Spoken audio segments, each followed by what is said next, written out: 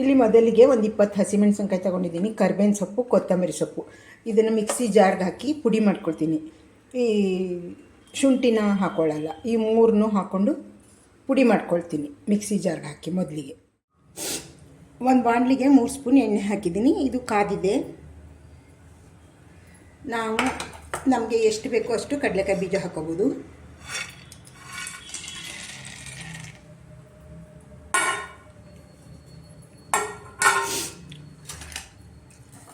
ಸ್ವಲ್ಪ ಬೆಳ್ಳುಳ್ಳಿ ಮತ್ತು ಕರಿಬೇವಿನ ಸೊಪ್ಪು. ಬೆಳ್ಳುಳ್ಳಿ ಚಚ್ಕೊಂಡಿದ್ದೀನಿ.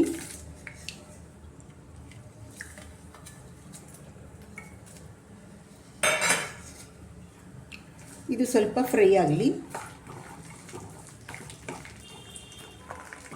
ಆಮೇಲೆ ಒಗ್ಗರಣೆ ಸಾಮಾನು ಹಾಕ್ತೀನಿ. ಇದು ಸ್ವಲ್ಪ ಫ್ರೈ ಆಗಲಿ. ಇವಾಗ ಸ್ವಲ್ಪ ಹಿಂಗೆ ಹಾಕ್ತಾಯಿದ್ದೀನಿ.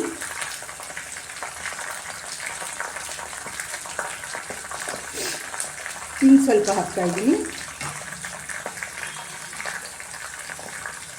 ಒಗ್ಗರಣೆ ಸಾಮಾನು ಸಾಸಿವೆ, ಕಡಲೆಬೇಳೆ, ಉದ್ದಿನಬೇಳೆ, ಜೀರಿಗೆ, ಮೆಂತ್ಯ ಹಾಕ್ತಾಯಿದ್ದೀನಿ.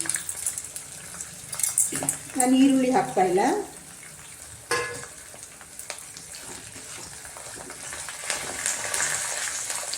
ಇದು ಸ್ವಲ್ಪ ಚೆನ್ನಾಗಿ ಫ್ರೈ ಆಗಲಿ. ಕರಿಬೇವಿನ ಸೊಪ್ಪು ರುಬ್ಬೋದಕ್ಕೆ ಹಾಕೊಬಿಟ್ಟಿದ್ದೀನಿ. ಪುಡಿ ಸ್ವಲ್ಪ ನೀರು ಹಾಕ್ಕೊಂಡು ಹಸಿಮೆಣಸಿನ್ಕಾಯಿ, ಕೊತ್ತಂಬರಿ ಸೊಪ್ಪು, ಕರಿಬೇವು ಸ್ವಲ್ಪ ನೀರು ಚಿಮ್ಸ್ಕೊಂಡು ರುಬ್ಬಿಕೊಂಡಿದ್ದೀನಿ, ತೆಗ್ದು ಎಸಿತಾರೆ ಅಂತ. ಇಲ್ಲಿಗೆ ಸ್ವಲ್ಪ ಹಾಕಿದ್ದೀನಿ. ಇದು ಚೆನ್ನಾಗಿ ಫ್ರೈ ಆಗಬೇಕು. ಬೆಳ್ಳುಳ್ಳಿ ಮತ್ತು ಕಡಲೆಕಾಯಿ ಬೀಜ ಫ್ರೈ ಆಗಲಿ. ಇಷ್ಟು ಫ್ರೈ ಆದಮೇಲೆ ಉಪ್ಪಿನ ಪುಡಿ, ಅರಿಶಿಣದ ಪುಡಿ ಹಾಕ್ತಾಯಿದ್ದೀನಿ.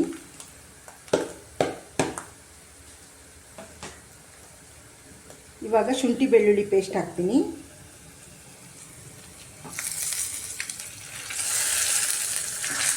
ನೀರು ಹಾಕ್ಕೊಂಡು ಹಸಿಮೆಣಸಿನ್ಕಾಯಿ, ಕೊತ್ತಂಬರಿ ಸೊಪ್ಪು, ಕರಿಬೇವು ಹಾಕ್ಕೊಂಡಿದ್ದಲ್ಲ, ಅದನ್ನು ಪೇಸ್ಟ್ ಹಾಕ್ತೀನಿ. ಸ್ವಲ್ಪ ನೀರು ಚಿಮ್ಕಿಸ್ಕೊಂಡಿದ್ದೆ, ಅದನ್ನು ಹಾಕ್ತಾಯಿದ್ದೀನಿ.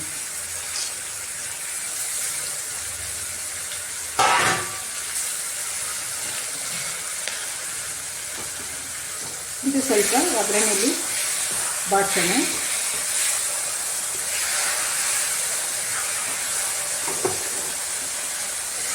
ಹಸಿದು ಸ್ಮೆಲ್ಲೆಲ್ಲ ಹೋಗಬೇಕು, ಆ ಥರ ಬಾಡ್ಸೋಣ.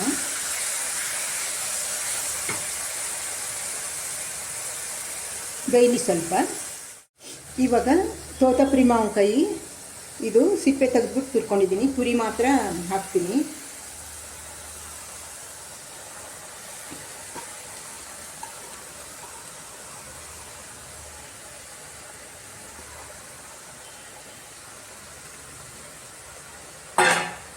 ಸ್ವಲ್ಪ ಕಾಯಿ ತುರಿ ಹಾಕ್ತೀನಿ.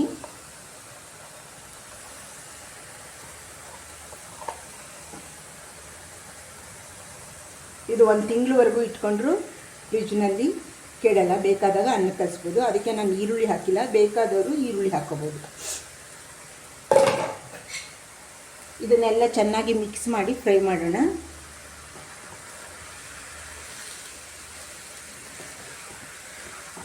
ಕಡಿಮೆ ಉರಿ ಮಾಡಿ ಚೆನ್ನಾಗಿ ಫ್ರೈ ಮಾಡಬೇಕು. ಎಲ್ಲ ಮಿಕ್ಸ್ ಮಾಡ್ತೀನಿ. ನೋಡಿ, ಈ ರೀತಿ ಮಿಕ್ಸ್ ಮಾಡಿದ್ದೀನಿ. ಎಲ್ಲ ಕಡಿಮೆ ಉರಿ ಮಾಡಿ ಒಂದು ಮುಚ್ಚಳ ಮುಚ್ಚಿ ಸ್ವಲ್ಪ ಹೊತ್ತು ಬೇಯಿಸೋಣ. ಎಲ್ಲ ಹಸಿದೆ ಅಲ್ವಾ, ಮಾವಿನಕಾಯಿ, ಹಸಿಮೆಣಸಿನ್ಕಾಯಿ, ಕೊತ್ತಂಬರಿ ಸೊಪ್ಪು ಎಲ್ಲ ರುಬ್ಬಿರೋದೆಲ್ಲ ಹಸಿದೆ. ಕಾಯಿ ತುರಿ ಎಲ್ಲ ಹಾಕಿದ್ವಿ. ನಾವು ತಿಂಗಳಾನ್ಗಟ್ಟಲೆ ಫ್ರಿಜ್ಜಲ್ಲಿ ಇಟ್ಕೋಬೋದು. ಅದಕ್ಕೆ ಸ್ವಲ್ಪ ಕಡಿಮೆ ಉರಿ ಮಾಡಿಬಿಟ್ಟು ಸ್ವಲ್ಪ ಹೊತ್ತು ಬಾಡ್ಸೋಕ್ಕೆ ಬಿಡೋಣ, ಬೇಯಕ್ಕೆ ಬಿಡೋಣ. ನೋಡಿ, ಇಷ್ಟು ಬೆಂದರೆ ಸಾಕು. ಇವಾಗ ಸ್ಟವ್ ಆಫ್ ಮಾಡಿಬಿಡೋಣ. ಇದು ಆರಿದ್ಮೇಲೆ ಒಂದು ಡಬ್ಬಿಗೆ ಹಾಕಿ ಮಿಕ್ಸಿ ಜಾರ್ ಫ್ರಿಜ್ಜಲ್ಲಿ ಇಟ್ಕೊಬೋದು. ಒಂದು ಡಬ್ಬಿಗೆ ಹಾಕ್ಬಿಟ್ಟು ತಿಂಗಳಾನ್ಗಟ್ಟಲೆ ಮಾಡ್ಕೋಬೋದು. ಉಪ್ಪು ಕಡಿಮೆ ಆದರೆ ಅನ್ನ ಕಲಿಸುವಾಗ ಬೇಕಾದರೆ ಹಾಕ್ಕೋಬೋದು ಕಾಯಿ ತುರಿ ಉಪ್ಪನ್ನ. ನಾನು ಸ್ವಲ್ಪ ಹಾಕಿದ್ದೀನಿ ಕಾಯಿ ತುರಿನ. ಬರೀ ಹೆಚ್ಚು ಮಾವಿನಕಾಯಿ ತುರಿಲೇ ಮಾಡಿರೋದು. ಈ ಥರ ಚಿತ್ರಾನ್ನ ಗೊಜ್ಜು ಮಾಡಿಟ್ಕೊಳ್ಳಿ ನೀವು ಮಾವಿನಕಾಯಿ ಕಾಲದಲ್ಲಿ. ಒಮ್ಮೆ ಬೇಕಾದಾಗ ನಮ್ಗೆ ಸಾರು ತಿನ್ನೋಕ್ಕೆ ಬೇಜಾರಾದಾಗ ಕಲಿಸ್ಕೊಂಡು ತಿನ್ಬೋದು. ಇವಾಗ ಅನ್ನಕ್ಕೆ ಕಲ್ಸೋಕ್ಕೆ ರೆಡಿಯಾಗಿದೆ.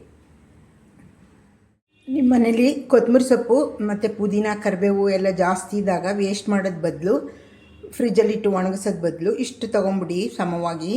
ಪುದೀನ, ಕೊತ್ತಂಬರಿ ಸೊಪ್ಪು, ಕರಿಬೇವು, ಒಂದು 5-6 ಹಸಿಮೆಣಸಿನ್ಕಾಯಿ ತೊಗೊಂಡಿದ್ದೀನಿ, ಜೀರಿಗೆ ತೊಗೊಂಡಿದ್ದೀನಿ. ಇದನ್ನು ಮಿಕ್ಸಿ ಜಾರ್ಗೆ ಹಾಕಿ ನೀರು ಹಾಕಿ ರುಬ್ಕೊಬಿಟ್ಟು ಈ ಬಾಕ್ಸ್ ಒಳಗೆ ಹಾಕ್ಬಿಟ್ಟು ಫ್ರೀಝರಲ್ಲಿ ಇಟ್ಟರೆ ನೀವು ಪಲಾವ್ ಮಾಡಿದಾಗ ತೊಗೋಬೋದು, ಮಸಾಲ ಮಜ್ಜಿಗೆ ಮಾಡಿದಾಗ ಒಂದೊಂದು ಎರಡೆರಡು ನಿಮಗೆ ಎಷ್ಟು ಬೇಕೋ ಅಷ್ಟು ತೊಗೋಬೋದು. ಇವಾಗ ಇದನ್ನು ನೀರು ಹಾಕ್ಕೊಂಡು ಮಿಕ್ಸಿ ಜಾರ್ಗೆ ಹಾಕ್ಕೊಂಡು ರುಬ್ಕೊಳ್ತೀನಿ.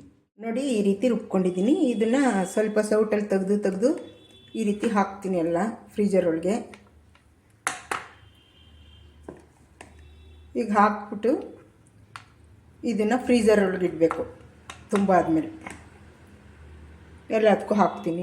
ನೋಡಿ ಈ ರೀತಿ ಬಿಟ್ಟು ನೀವು ಯಾವಾಗ ಮಸಾಲೆ ಮಜ್ಜಿಗೆ ಮಾಡ್ತೀರಿ ಒಂದೊಂದು ಎತ್ಕೋಬೋದು ಫ್ರೀಝರಿಂದ ತೆಗೆದು. ಪಲಾವ್ ಮಾಡಿದಾಗಲೂ ಎತ್ಕೋಬೋದು. ಒಂದು ತಿಂಗಳಿಟ್ಟರೂ ವೇಸ್ಟ್ ಆಗಲ್ಲ. ಈ ರೀತಿ ನೀವು ಮಾಡ್ಕೊಳ್ಳಿ. ಮತ್ತು ನಿಂಬೆಹಣ್ಣು ಇದೇ ರೀತಿ ಮಾಡ್ಕೋಬೋದು, ರಸ ತೆಗೆದು ಬೇಕಾದಾಗ ಒಂದೊಂದು ತೊಗೋಬೋದು. ಚಿತ್ರಾನ್ನ ಯಾವುದಕ್ಕಾರು ಉಪ್ಪಿಟ್ಟು ಬೇಕಾದಾಗ ಅದನ್ನು ಕೂಡ ನಿಂಬೆ ರಸ ತೆಗೆದು ಅದನ್ನು ಇದೇ ರೀತಿ ಸ್ಟಾಕ್ ಮಾಡ್ಬೋದು ಫ್ರೀಝರಲ್ಲಿ. ನೀವು ಮಾಡ್ಕೊಳ್ಳಿ ಒಮ್ಮೆ.